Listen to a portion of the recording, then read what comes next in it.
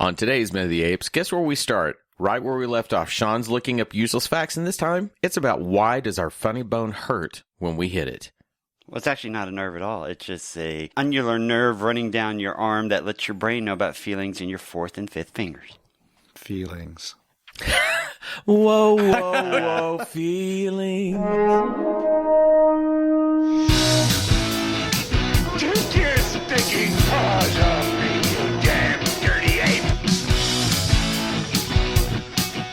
Exercise with an ape maker, human doll. It talks. We are the keepers of the divine bound. It is our only reason for survival. We are determined to know what the apes want, war or peace. The only good human is a dead human! The Minute of the Apes. The Minute of the Apes. The Minute of the Apes. The Minute of the Apes.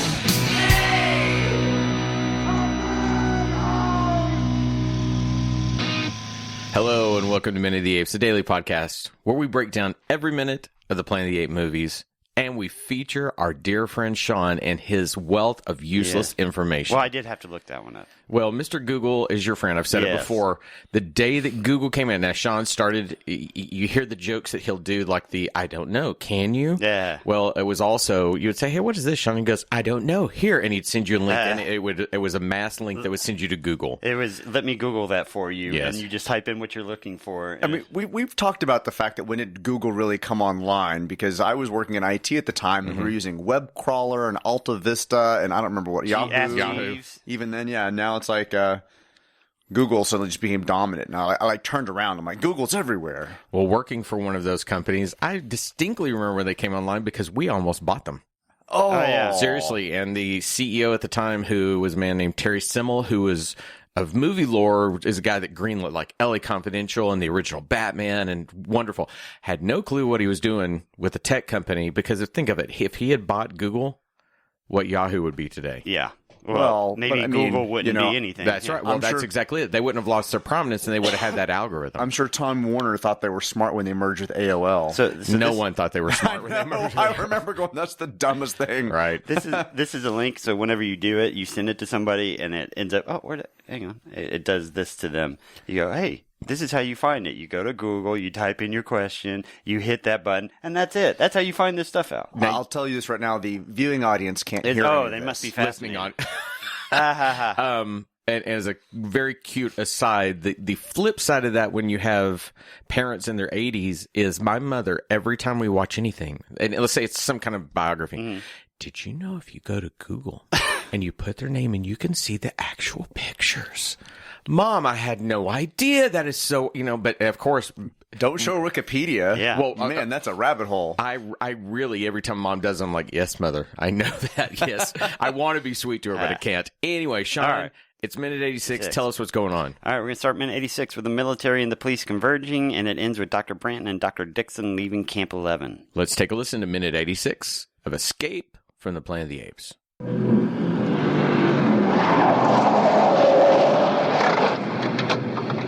Who found it? Field superintendent, routine service check. It was hidden here in the workings. I guess you didn't need this anymore. So why don't we get moving? It's a big area. We've called in for helicopters to direct us. How long till they get here? 20 minutes. Why so long? They're running down a fire report out in the Simi Valley. Keep me posted. Yes, sir.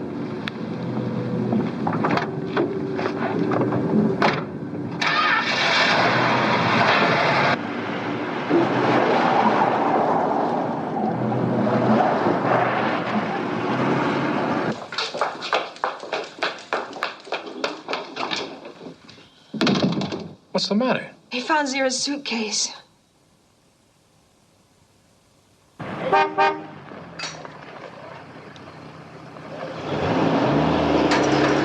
As minute 86, we got a planet worth of humans plus 3 living smart apes. We got that Milo now and 1 dead ape.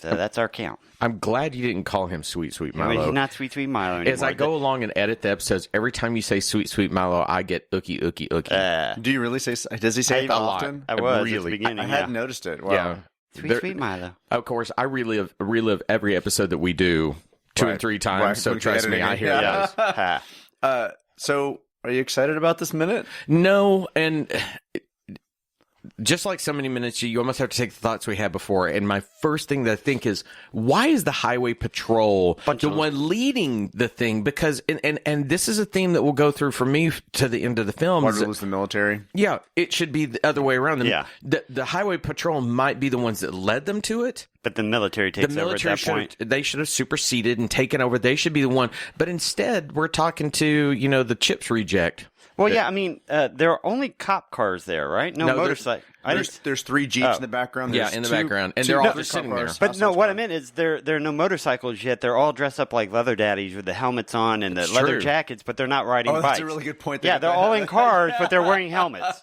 Hey, Tom, get in the cruiser. You got your helmet? I do. That's a really good point. Well, I mean, just looking around, we've got one guy in a yellow hard hat, one in an orange hard hat.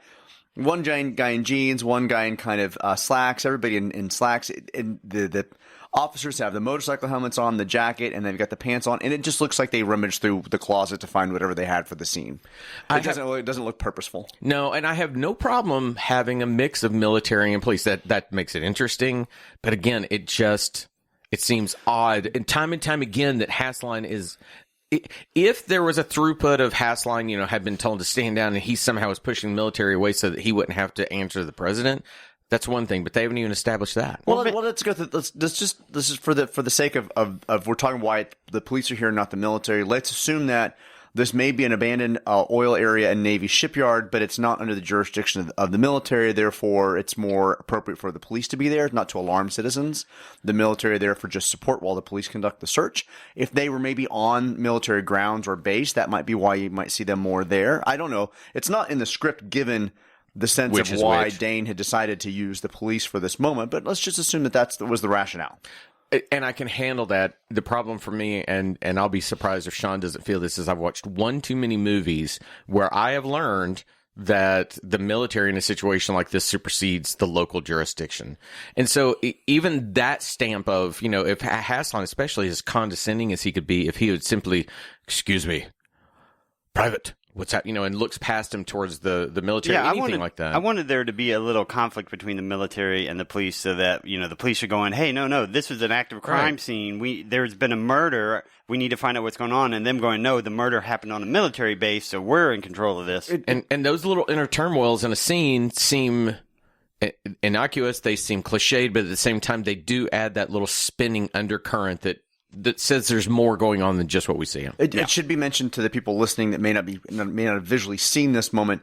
What they find is Zira's valise or suitcase that she had tucked in the. Her what? Valise. You are so cool. He may know every little nerdy thing. No, that's written in here as valise. Screw you. Yeah. Todd can read. I mean, Richard can read. Todd. Dane wrote valise. Valise. Anyway, so they found her carpet bag, suitcase, valise that she had left between the oil derrick. That's what they find. That's what the police are rummaging through when they come in. They said, to your point, you'd mentioned, I think, last week that this being a shipyard, or even an abandoned shipyard, there should be more personnel there. Right. And it was, the captain does mention that a field superintendent did find it. Mm-hmm. So it's daylight, so we can now assume that these people actually are on the grounds. Right. What was odd to me is that the police are rummaging through the carpet bag looking for, I don't know what. I mean, it's weird, like it's evidence. Yeah. So what they do find is they find the first outfit that Zira had purchased that she wore to the party. What's odd, that kind of giant yellow and orange floral piece that covered her arms. You know what I'm talking about? Mm-hmm. Yeah. What was very odd about the moment was the police captain goes, well, I guess she didn't need this anymore, picks up the dress and kind of tosses it aside. I didn't know what the point of that was. Like he says it was hidden in the workings, pulls the dress out, and then it says, and Dane says, she reveals the dress and says, I guess she didn't need this anymore. And then Hasline just kind of goes past that. And I'm like, what is Dane trying to say by this weird quip that's just thrown in there? So this whole entire moment of the film to me needs to breathe some. And I understand why you want to pump that urgency. We're chasing them. But the reason I bring up adding breath to a story is that why would the workers know the carpet bag is Zira's? We've seen nothing that should tell them that this carpet bag is theirs. Yeah, right. See, if there had been a news report showing them with the bag, anything like that, that would allow this moment to breathe. Good point. We would have information interjected. Because then when that police officer did it, I thought, well, he wouldn't know this either. He wouldn't know this is Zira's. This could have been just a random homeless person. Right. A bag of clothing. Left a bag of clothing beside. There needs to be something that would tie that so the workers would call someone. We can make an assumption that they were given descriptions of the individuals they're looking for, and the bag might have been described in that moment. But you're right. Just in terms of the viewing audience, the police should not know what this is or whose this is. Right. So we have some direction here that is basically setting up what Hassline kind of does next. Okay. Probably tomorrow. Hassline is obviously irritated by the fact that they're having to wait. They found the bag. He's given indication that he kind of, how long would they get there? 20 minutes. Why so long? They're because they have a job to do. They're running down a fire report in the Simi Valley. I mean, yeah, the police are busy. And Hassline is clearly annoyed. What was very unusual about this scene is that right when he says, why so long, Dane in the script says his right hand irritably slaps the palm of his left with a folded map, at which he automatically looks down and stays looking at during the police officers running down a fire report in Simi Valley. And Hassline abstractly is supposed to say keep me posted, which he does.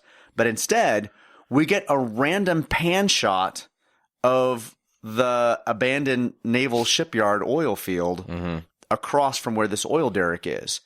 And it doesn't look like a natural shot. If you look at it, it has that kind of slightly, we had to enlarge the moment to get it because the film is a little bit distorted. And we have him scanning this line as if it's a direction that he's going to go, like as if he just saw something or if he's about to go look someplace. And I agree with that. And I need the latitude from both of you to do this, that at least in the next 2 minutes, there are moments where I felt like, and I'm going to jump ahead just to mention something we see, I think around 87, 88, is when we see Otto will eventually see something on one of the ships that leads him there. Things that then came after that, if they had jumped some of these scenes forward, it wouldn't have been so, oh, look at the shipyard. Oh, pick up my binoculars. Oh, there it is. There's too much convenience of things that they had simply popped scenes around so that there was provocation. And I know I'm really setting the table for that. I will mention exactly what I mean when we get there because Richard is a bit more of a stickler about, hey, future minutes. I just want to set this up that there were times where I felt like the editing, if we had taken what happens here and put it ahead of something, could have made these work a little bit more, because I think this is the first step at which Otto just is so beyond intelligent. It's, oh, look, I'm going there. Oh, that's it. It's too convenient. He read the script ahead of time. He knows exactly. where they are. Well, that's why I wondered that shot where Hassline looks off in the distance, where they do kind of this pan across of the yard. Why it does look a little overexposed is because the editor put that in by choice. It's an optical push. Maybe the director got the shots that he wanted, some extra shots for the editor to work in, and he actually forced that to happen just to give Hassline a purpose in the next minute. Right. So this is the minute that we also get Stevie running in the hallway, correct? Where you get the most action in the movie so far. Well, Stevie running. It's also the most action of Stevie's performance. Well, I thought, true, my goodness, she had some urgency. Look at her run. Yeah. So we go back to the military base. What you hear, that clip clopping, is Stevie running down the hallway and barging kind of into Dr. Dixon's office where he goes, what's the matter? And she says they found Zira's suitcase, right? And I wanted Dixon to go, it's more of a carpet bag. And her So now... Well, now, what was the word again for the... Valise. It's a valise. So what was... This goes back on the fact that somehow Stevie is, like, precognitive and able to, like... without a cell phone or without an obvious access to phone knows what's going on out there. Information about what's going on. Right. I mean, it's obvious that somebody would have radioed back to the base. It's obvious that maybe Stevie would have overheard the conversation and run to Dixon to let her know what's going on. But it was just a little like So much of this could be fixed, though. Again, you talk about the inner turmoil of scene. Going back to Sean's point, if we had the military and the police kind of fighting about who has jurisdiction, then if you have a news crew show up and they're shooting and they're setting up and get them out of here, and the next thing we see after the scene is a cut to the news guys saying they found the bag.